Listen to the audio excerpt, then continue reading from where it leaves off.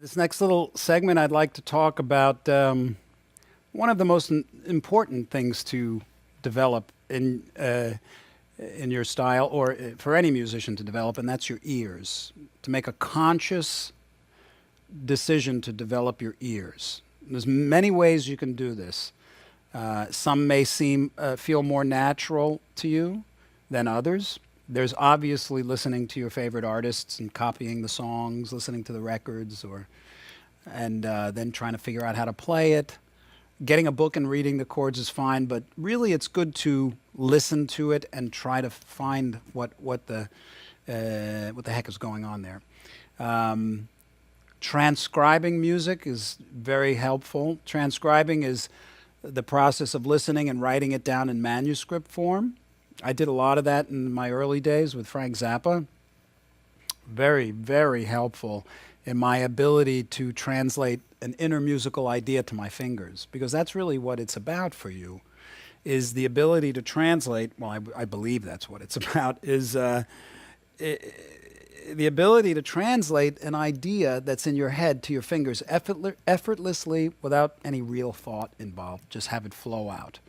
And the best way to develop that is by developing the relationship between your ears and your fingers.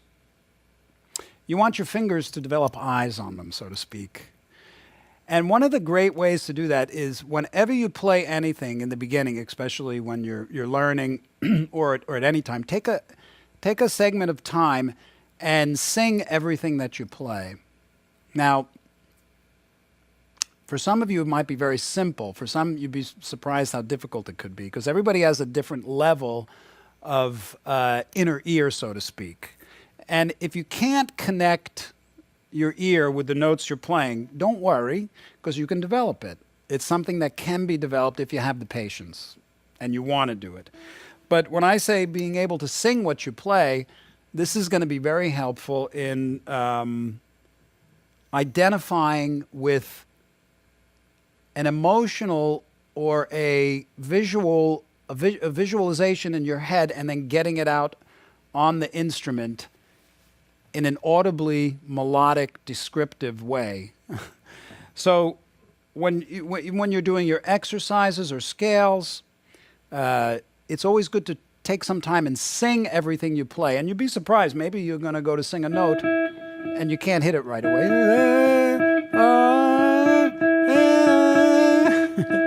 This happens, you know. But don't give up.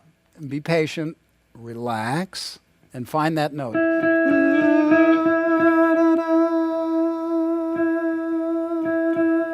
You'll know it because it'll resonate with you. And put your attention deeply into that note. And then find another note.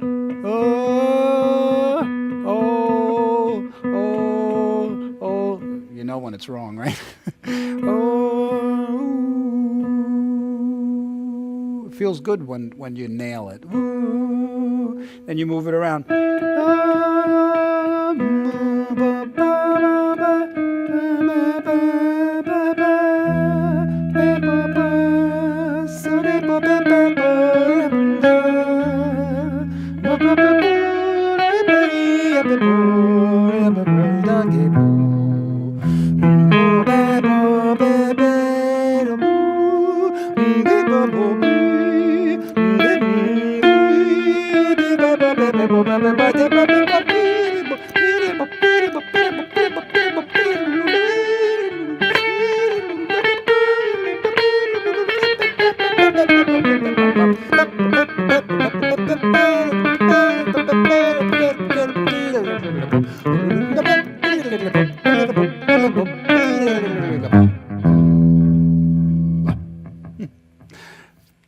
Sometimes you have to start out just going, ah, but eventually you can get to that point where anything you play, you'll be able to sing.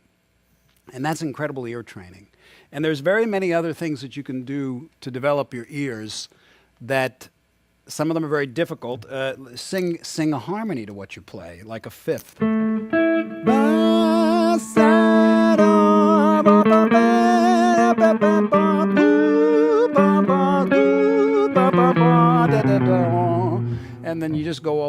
you start out slow, and then you sing a third.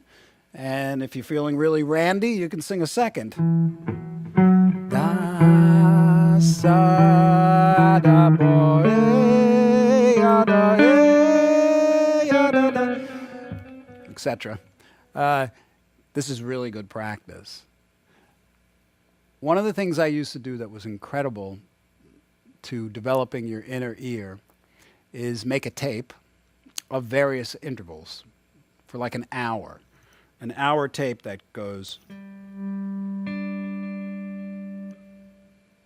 You leave a little space and then you say a fifth on the tape.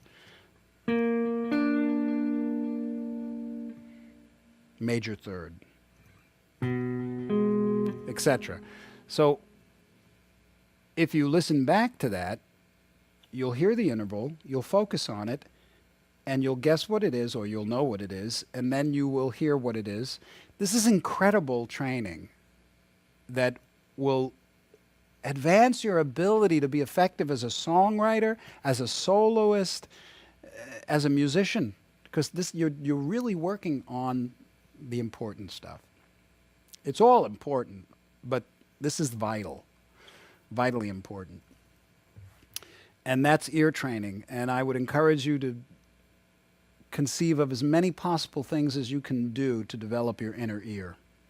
Sight singing is really great. It sounds intimidating. It's not. What I used to do is take 2 pages of manuscript paper and just write 2 notes, C and D. And I would sing da da da da dun da da da da dun dun. I'd write it down. Dun dun dun dun dun dun dun dun dun dun. So you picture page upon page upon page of this, 2 notes, and then I'd read it back, and I'd read it many times, so that there's no question that when I see do do do do do do do, I know what it is. And then you add a note. Now you've got 3 notes. A lot of songs have been written with those 3 notes, and you sing them in your head. You just find that zone. I don't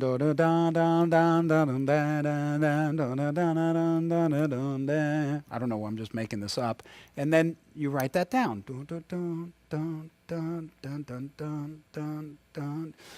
It's very simple to learn music notation. You learn it, we learned it in 1st grade. You know, this is a quarter note, this is an 8th note. No excuse not to know it unless you don't want to. But when you do know it, it's the letters in the alphabet to a poet. It's a great tool to get your ideas out quickly, effortlessly, without having to think. And it could just start as simple as those 2 notes, 3 notes, and then you add a 4th note, and then you start augmenting the notes. Then you're now into getting into minor thirds, and now your notes are,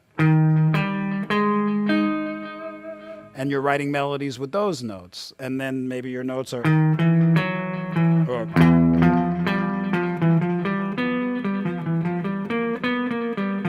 I'm just picking these 4. And